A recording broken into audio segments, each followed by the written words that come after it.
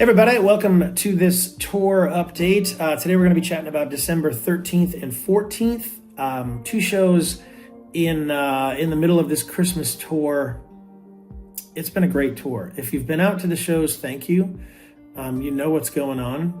You know how awesome it's been to just kind of worship with folks and, man, just be involved in people's lives a little bit. I didn't realize just how much the music and the message and the ministry means to people. A lot of folks, I've been having conversations at the merch table after, and man, it's really amazing to be able to kind of be a part of people's lives this way. So I'm in a hotel right now in where am I? In Rentham, Mass, after a show last night, and so let's chat about the 13th and 14th. So the 13th, new church in Warwick, Rhode Island, and great pastor. It was awesome to meet him and his wife and his kids. Great little family, and he's been there for a couple of years. And just, you know, it's cool to meet a young pastor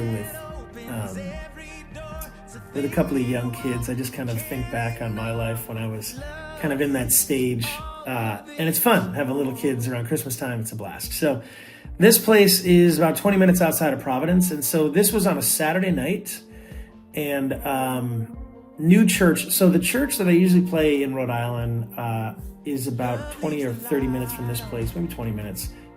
Things are not that far from each other when you're in Rhode Island. It's this tiny little state, but the pastors left there. I think the church was closed since then, so there was a guy in the congregation there who hooked me up with this pastor and said, "Hey, we'd love to have you come and play at our church for your Christmas tour." I was like, perfect. So that's how this connection came to be. It was great. And so around 4 o'clock I get there, and maybe around 4:30, and the news had just broken that there was a shooting at Brown University, which is about 20 minutes, maybe 15 minutes from this place. And so it kind of put a damper on the night. The beginning of the night, we started the evening with just prayer. They still hadn't found the guy. I just hate these situations, and I hate that this stuff is going on around us and in this country, but it's just part of life right now. And so we prayed before the show started, and it ended up being a pretty cool night. Like, I think, we had over 200 RSVPs, probably 220, and maybe we had 80 people there. I was thinking that maybe the shooting kind of kept people away. There was a lot of activity on the streets with police, and it was kind of crazy just to be in that space that close to where it was. And so we lifted up the families, we lifted up the folks involved, just everybody that was involved in this. And I, when this happens, I even pray for the police that are responding and the folks that are responding. Like, it's important to do this. Important to do that. And so we had this really, it was actually a really great night of worship, Christmas worship. And so we had about 80 people there, and I got some kids up to do the hand motions for the love of Jesus, actually the pastor's kids, which is pretty cool. And we got 5 kids sponsored, which was awesome. Because it was Rhode Island, I was born and raised in Rhode Island, so I reconnected with a lot of folks that I hadn't seen in a while. This one woman came up and she said, "I knew your grandparents, and they were amazing people, and we loved them very much." And I said, "Yeah, they were pretty amazing, and I love them very much too, and I miss them." And she said, "Yeah, me too. They were just awesome." So when you play kind of in your hometown, it's kind of cool to kind of see folks that are local, and are still there. I met the son of a guy that I knew back when I was going to church in Cranston. And so he was there with his family, and it was just cool to see. It just brings back so many memories. It's kind of amazing. So it was a great, great night. Met some awesome people. There's some really great folks. I'm hoping we can play this church again because there's just some awesome people there. It's just so cool. A lot of fun.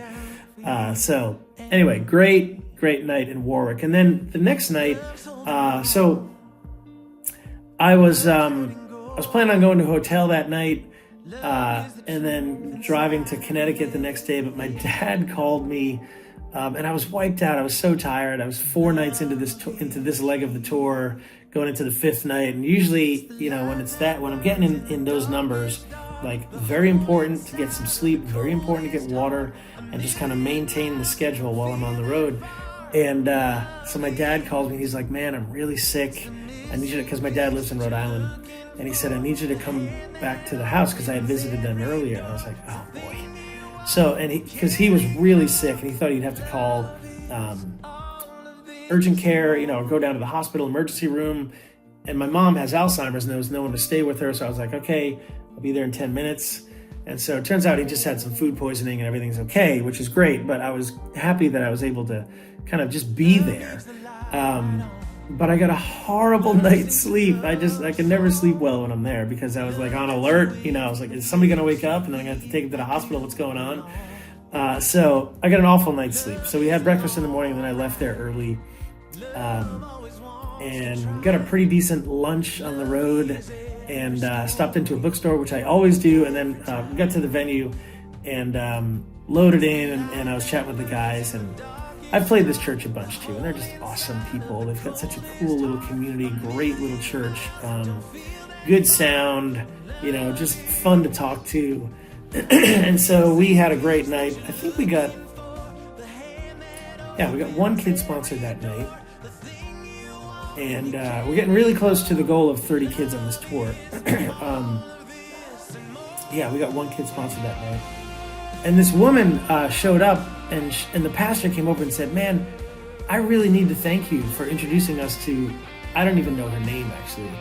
I forgot her name. But he said, because of one of your shows, she came to a show responding to a Facebook ad. And now she's a member of the church. Like, how cool is that, right? This is why we do this. So we can bring new people to churches so they can hear about the hope and the love and the mercy and the grace and the kindness of Jesus. And now she's an active member of the church. And it's kind of awesome to be able to just kind of be a part of that. So amazing night once again. And these folks, they have some great cooks there. We had an awesome meal prior to the show. So a lot of fun. So the Christmas tour rolls on. It's been a great 12 days now so far. And I'll update the next couple of shows over the next few videos. But thank you guys. Thanks for being here. If you want to become a part of this, head over to jointheworshiproom.com. That's our monthly membership program, and you can get involved in supporting this ministry monthly, but you also get some incredible stuff, over 500 hours of content in the form of Bible studies and worship videos and devotionals. And it does nothing but help draw you closer to Jesus every single day. We are adamant about daily devotions and just bringing an easy way for you to digest the Bible and digest the message of Jesus. So you can get involved over at jointheworshiproom.com. Just go there. You can check out the page. There's some just a walkthrough of what the page looks like and what the membership looks like. You can check it all out. There's videos there you can watch and all that stuff. So we'd love to have you as part of this ministry. We've got some great stuff cooking for 2026, and I can't wait to share it with you. Okay, so head over to jointheworshiproom.com to get started. And thank you for your prayers. Thanks for being involved in all of this as we tour through the Northeast on this Christmas tour. Okay, we'll see you guys on the next one. Take care. Love has a price. Love isn't free.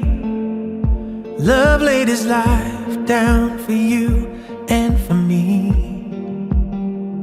Love's holding on.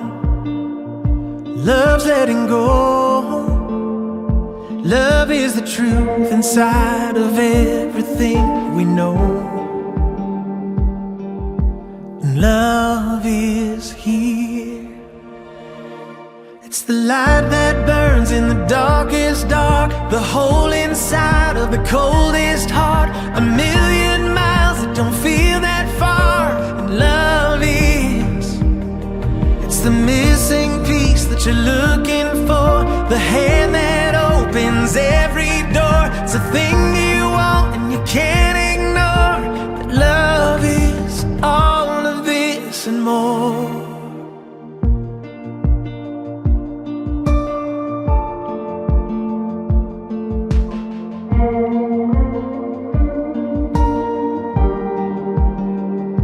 Love leaves the light on. Love sings a love song.